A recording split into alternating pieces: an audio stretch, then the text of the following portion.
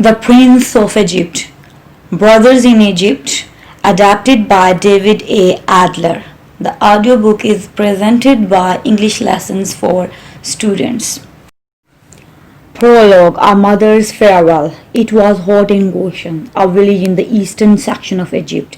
The Hebrew slaves lived there, and when they were not working building the temples, monuments, and places of Egypt, they stayed in the cool shade of their homes. But today, the women were not hiding from the heat, they were hiding from Egyptian soldiers who stormed through the village. The guards were searching for babies to carry out Pharaoh's decree that all newborn Hebrew boys be drowned. In one home, Yojud huddled in a corner, holding her infant son. Her older children, Miriam and Aaron, crouched nearby. Miriam peered through the window. In the alley outside, she could see the Egyptian soldiers. She watched one soldier push a mother and her baby to the ground. Another soldier grabbed the baby from her arms. Miriam turned from the window. "We have to hurry," she warned her mother. "There are soldiers outside." Yochud looked at her baby boy. She wiped a tear from her cheek and cradled him in her arms. "Take the basket," she whispered to Miriam. Yochud looked out the window and waited. When the alley was clear, she ran outside with the baby in her arms. Miriam and Aaron followed her. They moved quickly and quietly in the shadows. Finally, they came to the bank of the Nile River. There, at the edge of the water, Yochud looked at her baby and said, "My good, sweet son, don't be afraid, do not fear." She paused, wiped a tear from her eyes, and whispered, "My son, I have nothing I can give but this chance that you may live. I pray we will meet again." Yochud gently placed her baby in the basket. Before she closed the lid, she looked at him for one last time and began to sing. "Hush now, my baby, be still, love, don't cry. Sleep as you are rocked by the stream. Sleep and remember my last lullaby. So I'll be with you when you dream." Yochud placed the basket in the water and watched cheerfully as the river carried it off. At first the basket floated slowly in the water. Then, as the current picked up, the basket spun around and moved quickly. It swept past a surprised hippopotamus and the open mouth of a hungry crocodile. Miriam was frightened for her brother. She ran along the bank of the river to see what would happen to him. She watched in horror as a huge barge, powered by dozens of rowers, headed straight at the basket. Then, just before the barge crashed into it and or pushed it out of the way, from there the basket floated into a placid pool near Pharaoh's palace. Miriam hid in the reeds. She saw the Queen of Egypt standing there in the water. Her young son Ramesses was with her. Miriam watched the queen draw the basket up from the water. She held her breath as she saw the queen open it and look at the baby. She remembered what her mother had told the baby, "Don't be afraid, do not fear." The queen lifted the baby from the basket, touched his cheek and smiled. Miriam saw how gentle the queen was with her brother and knew he would be safe. "Brother," Miriam whispered, "you are safe now, and safe may you stay, for I have a prayer just for you. Grow, baby brother, come back someday, come and deliver us too." The queen named the baby Moses, which means "I drew him out." She drew him out of the water and turned to her young son.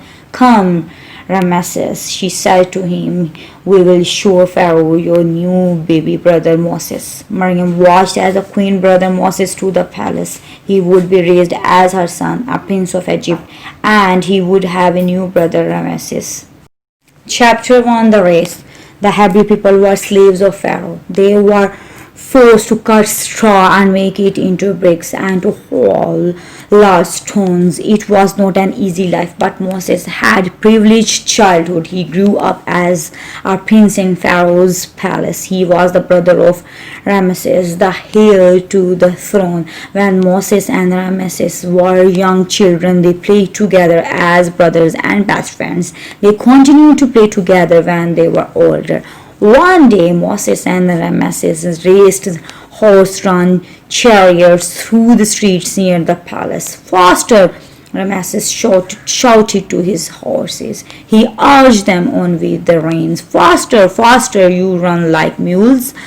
Moses pulled his chariots up alongside Ramesses. He pretended it took no effort to catch up to his older brother. Moses called to Ramesses, "How would you like to have your face on a stone wall?" "Yes," Ramesses shouted over the noise of the chariots. "One day I will," he added. "How about now?" Moses asked. Moses swerved his chariots and banged into Ramesses. He forced Ramesses into the stone wall along the side of the road. Moses laughed and rode quickly ahead. "Hey!" Ramesses cried. "You almost killed me." Moses laughed. "I was only having fun," he explained. "Oh, so it's fun you want?" Ramesses said. "I'll give you fun." With that, Ramesses sped off. He raced up a ramp and onto the top of a great stone wall. Moses charged along the road below. "Admit it, Moses," he called down to his brother. "You have always looked up to me." "Yes, but it's not much of a view," Moses joked. When Ramesses rode down the ramp on the other end of the stone wall, Moses caught up with him. The race continued. Soon Moses and Ramesses came to a marketplace. Vendors were selling pottery, cloths, spices, fruits, and vegetables. People were talking and shopping. Two men were playing the ancient Egyptian version of chess. Moses and Ramesses charged through the area. They hardly noticed the havoc they caused as they sped by, sending people and their wares flying through the air. They raced on into the temple courtyard. Hotep and Hai, the Egyptian high priests, were there performing a ritual. Hundreds of slaves were working there too. They was building a great monument to the boys. Father, the Pharaoh said. As the boys rode by, they knocked into a ladder which supported a large scaffold. On top of the scaffold was a slave carrying a heavy load of bricks. The slave fell. The load of bricks banged against the immense bust of Seti, knocking off the nose. But was building a great monument to the boys' father, the Pharaoh Seti. As the boys rode by, they knocked into a ladder which supported a large scaffold. On top of the scaffold was a slave carrying a heavy load of bricks. The slave fell. The load of bricks banged against the immense bust of Seti, knocking off the nose. But Moses and Ramesses barely noticed. They continued on, driving their chariots to the top of a huge mound of sand. They rested there for a moment and laughed happily from the excitement of their race. Suddenly the wall that held back the mound of sand began to crack under them. Then it gave way and sent Moses and Ramesses surfing down an enormous wave of sand.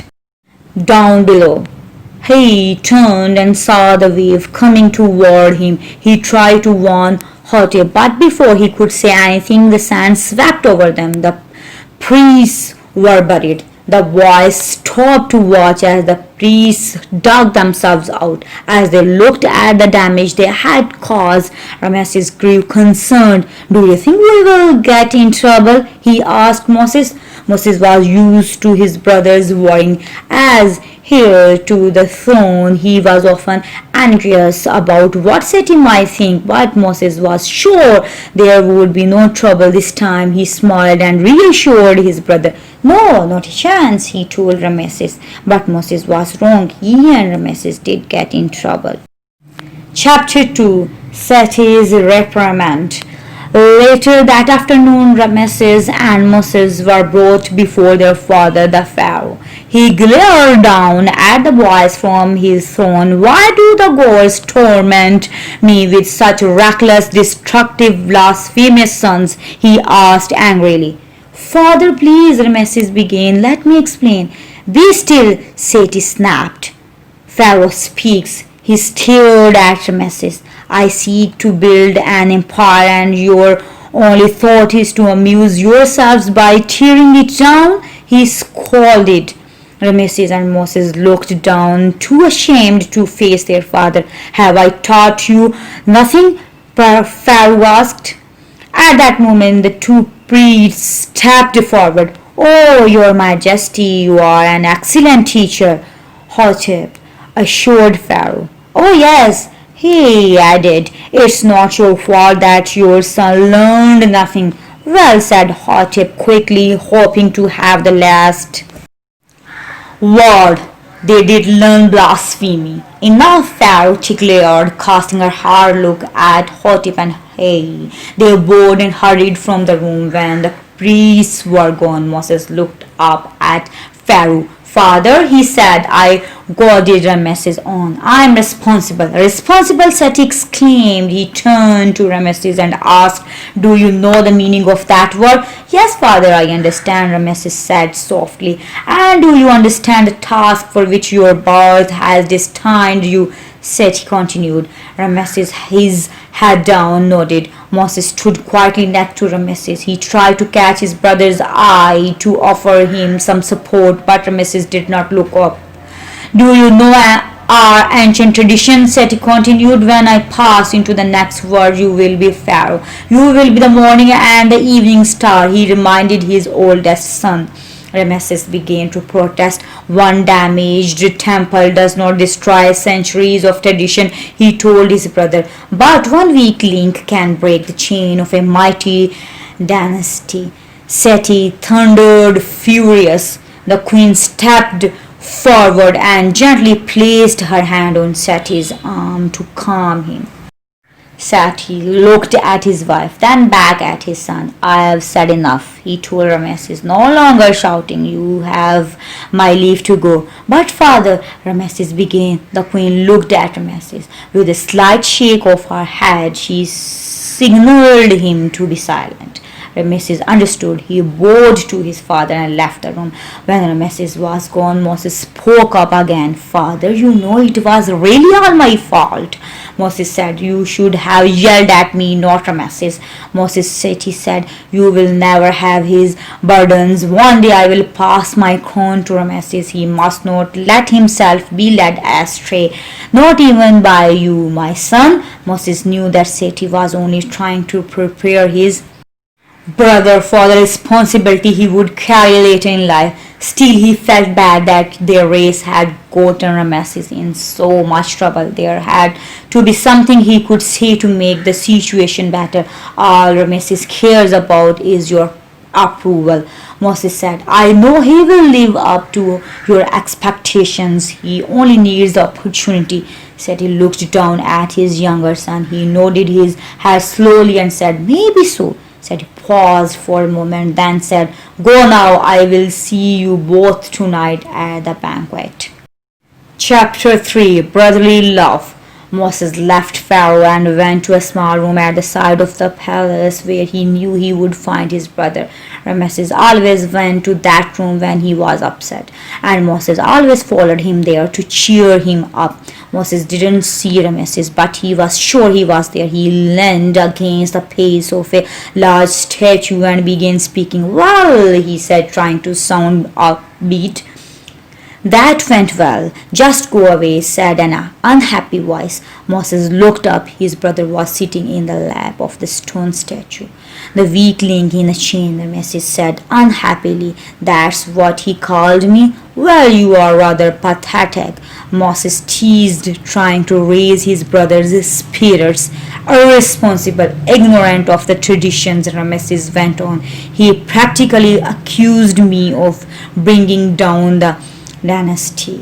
Moses heard the hurt in his brother's voice. He tried to cheer him. "Yes," Moses joked, "I can see it now. Because of you, the pyramids will collapse and the mighty Sphinx will crumble." Moses continued to tease his brother as he walked over to a table near the balcony. On the table was a large punch bowl. "Because of you, the Nile River will dry up," Moses went on. "You alone will ruin Egypt, the greatest kingdom on earth." While Moses talked, he poured punch from the bowl into a large bag. Then he held up the bag and dangled it over the edge of the balcony. "That is all very funny to you, isn't it?" Rameses asked. He jumped down and landed in front of Moses. "Tell me something, Moses," Rameses demanded. "Why is it that every time you start something I get in trouble?" Moses didn't answer. He just screamed and dropped the bag. Rameses rushed to the edge of the balcony and leaned over. At the same time, Moses ducked down out of the sight. Down below, the water bag landed on Hotep and they looked up and saw Rameses. "That's it," Hotep yelled. "You are in trouble now. Get down here," he shouted. "You owe us an apology." Moses laughed. Then he lifted the ball of punch off the table and handed it to Rameses. "You are already in big trouble," Moses pointed out. "You may as well have some fun." Rameses shrugged and smiled. "You are right," he agreed. "I may as well." Rameses leaned over the edge of the balcony and dumped the contents of the bowl onto the two priests. Hotep, now drenched, looked up and shook his fist. "By the eye of Ra, you will pay for this," he yelled. "Your father will hear about this," he added. Rameses smiled. He was no longer thinking about his father. He was just grateful to have a brother like Moses. Somehow, Moses always knew exactly what to do to make him smile. Moses wrapped his arm across his brother's shoulders and pulled him close. "You know," Moses said to Rameses as they began walking toward the corridor, "I figured out what your problem is." "What?" Rameses asked. "It's not that you don't care," Moses told him. "It's that you care too much. And your problem, dear brother," Rameses told him, "is that you don't care enough." "Oh," Moses said, "then I suppose you care a lot more than I do that we are late for the banquet." Chapter 4: The Banquet. Moses and Rameses ran through the palace halls. When they reached the door of the banquet room, Rameses whispered, "I'm done for. Father will kill me." "Don't worry," Moses told him. "No one will even notice that we are late." Rameses took a deep breath, then slowly opened the huge doors. The boys stepped inside and found themselves on a large stage. As soon as they entered, the crowd of dignitaries stood and clapped. "No one will even notice," Rameses muttered to Moses. Before Moses could respond, the queen came over to them. She hugged Rameses. "There is cheering for you," she told him. "Your father has just named you Prince Regent. You are now responsible for overseeing the building of all the temples." Rameses was surprised. Earlier, his father had yelled at him. He called him reckless and destructive. He had even called him a weakling. Now he was entrusting him with a very important position. Rameses looked at his mother. She smiled. "I suggest you go thank your father," she told him. As Rameses hurried over to Pharaoh, the queen turned to Moses. "It seems that someone convinced your father that Rameses just needs opportunity," she said with a smile. Moses smiled back. Then he gazed over at his brother. Rameses would make a fine prince regent. Moses was sure of it though. Then Moses spotted Hotep and he remembered how they had gotten Moses and Rameses in trouble with Pharaoh. "It's time they showed Rameses some respect," he thought. Stepping forward, he said, "I propose that the high priest offer some tribute to their new regent." "That's an excellent idea," Seti agreed. Hotep and he bowed to Seti. Then they leaned forward and whispered to each other. Moses and Rameses stood together. They wondered what gift the priests would offer. He hurried from the room as Hotep began a chant. "By the power of Ra," he called out, "to present for your delight an exotic treasure stolen from a faraway land." There was a sudden blast of smoke. When it settled, Moses and Rameses saw he standing next to a large object covered by a cloth. Hotep pulled away the cloth to reveal a woman seated on a camel. Her hands were tied with a rope. She was the most beautiful woman Moses had ever seen. He looked at his brother and he could tell that Ramesses admired her beauty too. "We offer you this delicate desert flower from the land of Midian," Hotep said. He pulled on the rope and the girl fell to the floor. "Let us inspect this desert flower," Ramesses said. He walked toward the girl, whose name was Zipporah, but as Ramesses got close to Zipporah, she snarled at him. Then she tried to bite him. Ramesses backed off. "She is more of a desert cobra," he declared. "You are not much of a snake charmer, are you?" Moses teased his brother. "That's why I give her to you," Ramesses said. He pushed Moses towards Zipporah and put the rope in his hands. "I don't belong to anyone," Zipporah protested, "especially not to a pampered palace brat." Moses was shocked. How dare she speak to him this way? He cast a glance at his brother, the newly appointed prince regent, then turned back to Zipporah. "You must show the proper respect for a prince of Egypt," he told her. "I'm showing you the respect you deserve," she told him. "None." Moses held the rope tightly as Zipporah struggled to pull away from him. "Let me go," she cried. "As you wish," Moses said. He let go of the rope. When he did, Zipporah lost her balance and fell back into the reflecting pool. "Dry her off," Ramesses commanded one of the royal guards. "Then take her to my brother's chambers." After she had been carried away, Ramesses turned to his father. "My first act as regent is to appoint my brother Moses royal chief architect," he said. Smiling, Ramesses held out a ring and put it on Moses' finger. Pharaoh nodded, acknowledging the close bond between his sons. Despite their recklessness, he was proud of them. After the banquet, Moses returned to his chambers, expecting to find the beautiful Zipporah waiting for him.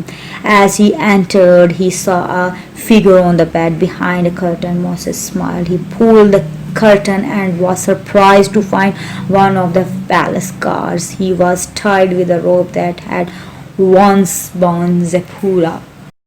Moses hurried to the window. He saw the sheets and curtains tied together and hanging down. He looked out the window and saw Zipporah quietly leading her camel away from the palace. Chapter 5. The Shocking Truth. Moses hurried down to the courtyard. Two guards were on watch. "Guards," he called out, trying to distract them before they noticed Zipporah. The guards turned and bowed to him. "There's a man in my room," he told them. "Please look into it." "Right away, sire," they said and rushed away. When they were gone, Moses turned back to look for Zipporah, but he was too late. She had gotten away. He ran after her, intrigued by her will and beauty. He followed as she made her way into Goshen.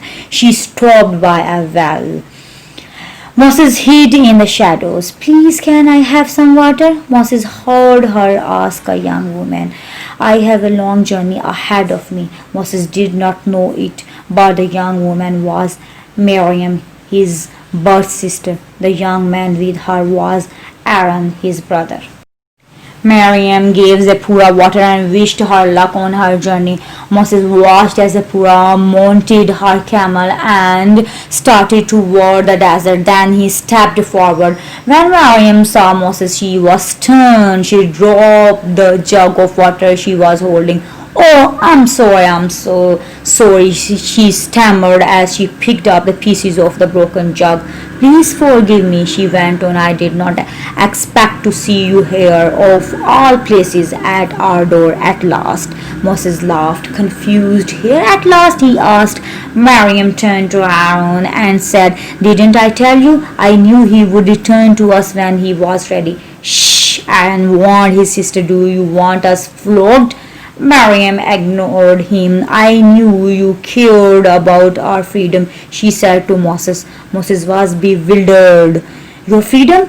Why should I care about that?" he asked. "Because you are our brother," Miriam told him. "What?" Moses asked. What was this woman saying? He was not her brother. He was Ramesses' brother. He was a prince of Egypt. You mean they never told you? Miriam asked. Seeing the confusion on his face, she reached out to him. Moses pulled away. Be careful, slave, he warned. At that moment, Aaron stepped forward to protect his sister. Please, he begged Moses, please forgive her. She's confused, she's tired. It's so hot and she works so hard. He grabbed Miriam by the waist and began to carry her away. You were born of our mother, you chewed, and our father Amram. Miriam called to Moses, our mother put you in a basket and set it afloat in the river. She did it to save your life, and with God's help you were spared. God saved you to be our deliverer. My father is Pharaoh. He thought my mother is a queen, but Miriam was not finished. You are Moses, she said. You are the deliverer. Enough of this, Moses shouted. He stepped toward Aaron and Miriam. As he did, Miriam began to sing, Hush now, my baby, be still, love, don't cry, sleep as you are rocked by the stream, sleep and remember my last lullaby, so I will be with you when you dream. Moses stopped. The song sounded familiar to him. Where had he heard it before? Moses turned. He was confused and upset. The lullaby stirred his memory. Could what she had said be true? No, Moses thought he was not her brother. He was Ramesses' brother. His home was the palace, not her among slaves. He began to run. He had to get back home to the palace. Moses ran through streets and alleys. He pushed past slaves and beggars, donkeys and goats. Finally, he reached the palace grounds. Chapter 6: A Nightmare. Moses entered the palace and looked up at the tall pillars. He was glad to be home. Moses made his way back to his own room. Exhausted, he sat down against a stone column and quickly fell asleep. It was a restless sleep disturbed by a frightening nightmare. In his sleep, Moses saw Pharaoh point a threatening finger. Guards attacked. He saw the guards push down women. They grabbed their babies and threw them into the river to the crocodiles. In his nightmare, Moses watched one mother, his mother, hide from the guards. He saw her put a baby in a basket. Lovingly, she placed it in the river and watched it float away. Suddenly Moses felt himself falling. He was tumbling into the river toward the open mouths of the waiting crocodiles below. He woke with a start. Could it be true? Was he really a Hebrew? Had Pharaoh killed those babies? Moses was determined to find out. He grabbed a torch and ran through the palace. He raced through the halls until he came to a vast dark chamber. Its walls were covered with hieroglyphs showing the history of Egypt. Moses looked at the markings on the walls. An image caught his eye. It was a painting of Seti sitting on his throne. He was pointing at a Hebrew baby boy, ordering that it be killed. Moses fell to his knees. It was the same image he had seen in his dream. So it was true. He realized it was all true. Moses imagined being thrown into the water. He imagined his own baby being thrown away from him. He imagined the horrors of slavery. Suddenly he felt something. Someone had placed a hand on his head. Moses looked up and saw that it was Seti. Father, he pleaded, tell me you didn't do this. The Hebrews grew too numerous. Pharaoh explained they could have rebelled, taken my empire. Tears filled Moses' eyes. Sometimes it explained sacrifices must be made. But these were people, babies. Moses cried out, Oh, my son, Seti said. He reached out to embrace Moses. But Moses did not want to be comforted. He broke away from Pharaoh. Pharaoh and ran from the room. He went to the queen's water garden. He sat there staring at the water and thought about the Hebrew people. He thought about his father, the man who had enslaved them. He thought about his mother, the queen, and about Ramesses, his brother and best friend. He could not believe that they were not really his family. Moses was still staring at the water when the queen came to him. "Is this where you found me?" he asked. "Moses," she said, "please try to understand." "Understand what?" he asked. "That everything I am is a lie." "No," the queen replied. "Understand that you are our son and we love you." "Why did you choose me?" Moses asked. The queen held Moses close. "We didn't choose you," she said. "The gods did." Chapter 7, Ramesses' plans. Several days later, Moses and Ramesses were in the temple that they had damaged during their chariot race. Rebuilding the temple was to be Ramesses' first project as prince regent. Moses and Ramesses stood on a platform and surveyed the ruins. "With this project I will prove my worth," Ramesses told Moses. "I will restore this temple. I will make it more grand, more splendid than any other in Egypt." Ramesses placed his plans for the project on a table and showed them to Moses. Moses looked at the plans. Then he looked around at the broken stone columns and statues. He saw slaves, some of them children, being forced to carry heavy stones and buckets of sand and water. Moses suddenly realized that these were his people. "Centuries from now," Ramesses boasted, "people will look at this temple and say it was the great Ramesses who built this." But Moses wasn't listening. He was watching the slaves on a scaffold. He saw an old man bent beneath a heavy load. The man stumbled and fell. Moses heard a guard shout, "Get up!" at the old man. The man struggled. "Get up!" the guard shouted again. He whipped the man. The old man slowly got to his feet. His knees and back were bent beneath his burden. "Now move faster!" the guard commanded. He whipped the old man again and again. Moses could not watch any longer. "Stop it! Stop it!" Moses shouted. "Leave him alone." Ramesses stopped talking. He looked at his brother, astonished at his strange reaction to a slave's cries. Moses ran toward the scaffolding. When he reached the guard, he jumped on him and pushed him away from the old man. His push sent the guard back off the high platform. He landed on the stone floor of the temple. Everyone stopped to look at the fallen Egyptian. The guard was dead. Moses had killed him.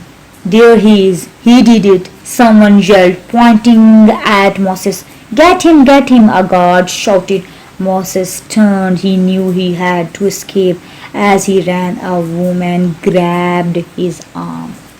"Moses," she said. He looked at her. It was Miriam, the woman he had met in Goshen, the woman who had called him brother. But Moses didn't dare stop. He pulled his arm away from Miriam and ran on. He was near the gates of the palace when he heard the sound of a horse and chariot chasing him.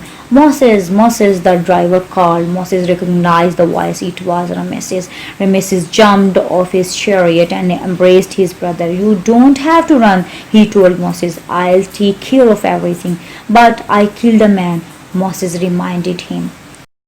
"I am Egypt," Ramesses said proudly. "I am the morning and the evening star. I will make it so it never happened." Even though Ramesses could pardon him, Moses knew that his brother could never change the truth. Moses really was a Hebrew. "You don't understand," said Moses. "All I have ever known to be true is a lie. I am not who you think I am." "What are you talking about?" Ramesses asked, confused.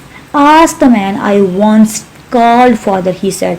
Moses began to walk away. Then he stopped, turned to Ramesses and said softly, "Goodbye, brother." Then he ran off. Moses ran from his past as a prince of Egypt. He became a wanderer with no home or family. Chapter 8, A New Life. Moses walked for days, a lonely figure in the hot desert sand. Then he stepped on a sharp stone and his sandal tore. Frustrated, he took off his sandals and threw them down. He ripped off his royal necklace and armbands and threw them into the sand too. Then Moses took off his ring, the one Moses had given him. Moses looked at it for a long moment, but he couldn't bear to throw it away. He put it back on his finger as a reminder of the brother he loved. Suddenly a fierce wind came and buried Moses in a deep sea of sand. Only the top of his head was visible. Some time later a camel came by. It noticed Moses' hair sticking out of the sand. It nibbled at it, then yanked Moses half out of the sand. Moses looked up and saw the camel.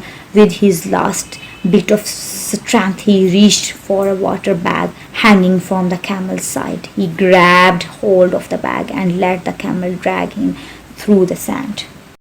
After a while, they came to a water trough at the edge of a small village. Moses plunged his face into the trough and drank from it in huge gulps. He was still drinking when he heard a young voice cry out, "Help! Stop!" Moses looked up and saw 3 young girls. Some shepherds were chasing their animals from a well. "Let our sheep drink," one of the girls cried. "Get away," a shepherd told them. While the girls argued with the men, Moses walked quietly over to where they had tied their camels. He untied the ropes one by one. He chased the camels off. "Hey," Moses called. "Were those yours?" The men turned and saw their animals running away. "Wait," they cried and ran after them. The girls hurried to Moses. "Thank you," they said. Suddenly he lost his balance and fell back into the water. "Don't worry, we will help you," the oldest girl called down. She dropped the rope into the well. "Grab onto this," she said to Moses.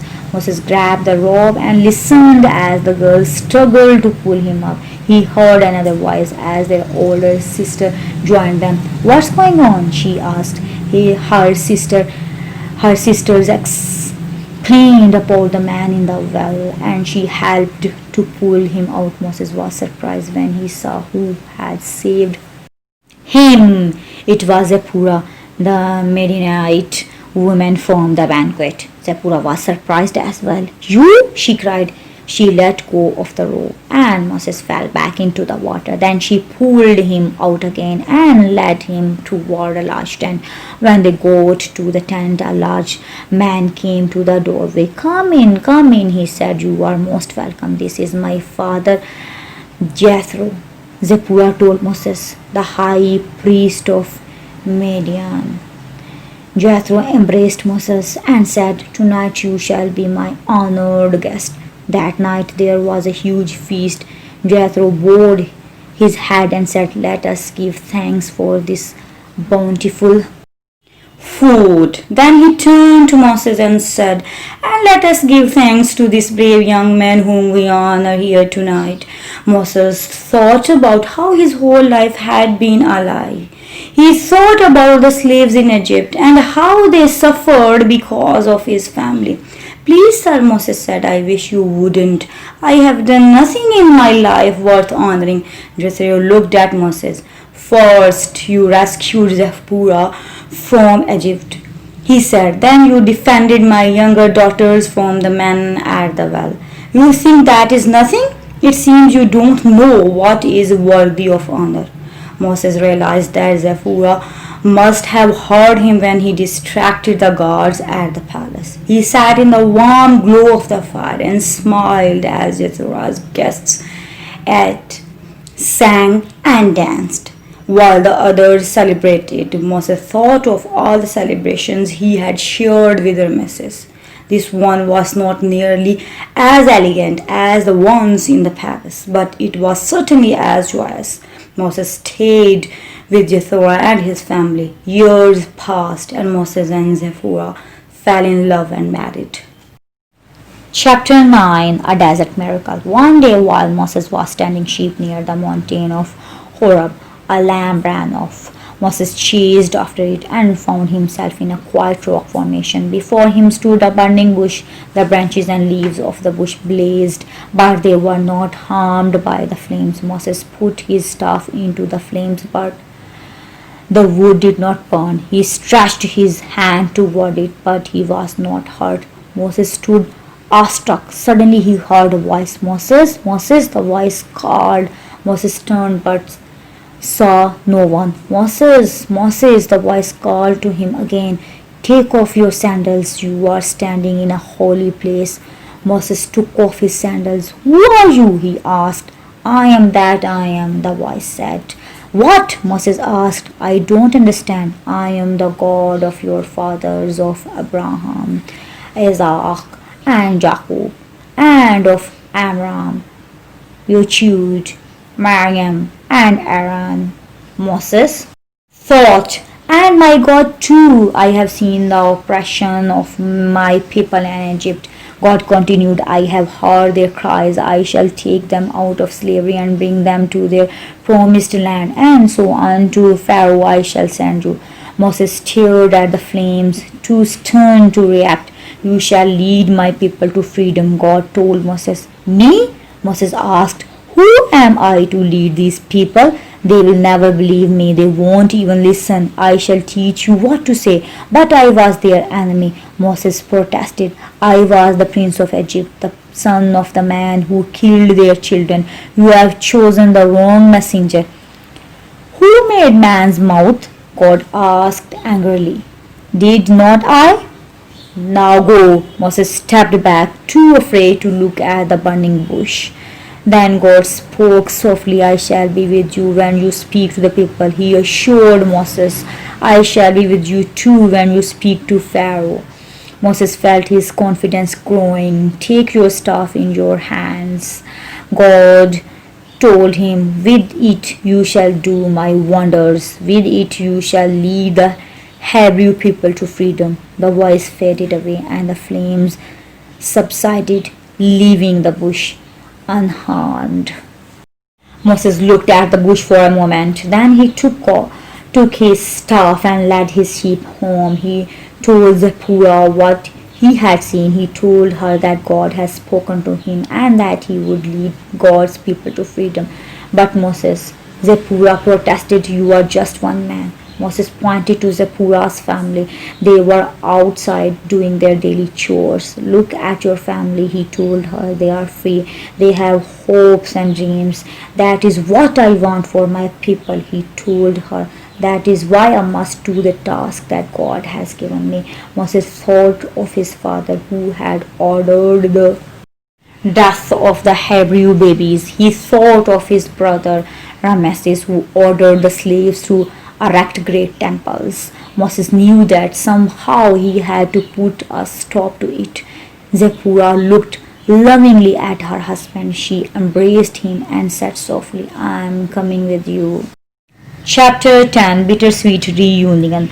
Moses and Zipporah began their journey back to Egypt. As they traveled, Moses wondered how he would feel confronting Seti, the man he once called father. He also thought about seeing Ramesses again after so many years. As Moses and Zipporah passed through the palace gates, Moses asked to see Pharaoh. They were led into the palace banquet hall. Pharaoh was sitting on his throne, conferring with his advisors. Then Pharaoh looked up. Moses was shocked. It was Ramesses. Ramesses hurried off the throne. Moses, is it really you? Where have you been? Ramesses asked. Before Moses could answer, Ramesses lifted him off the ground and held him in a warm embrace. Moses was caught up in the excitement of seeing Ramesses again. For a moment he forgot why he had returned to Egypt. When Ramesses put him down, Moses stepped back and eyed his brother. Look at you, you are Pharaoh, he said. They hugged again and Moses added, it's so good to see you. Then the palace priest Hotep and he stepped forward.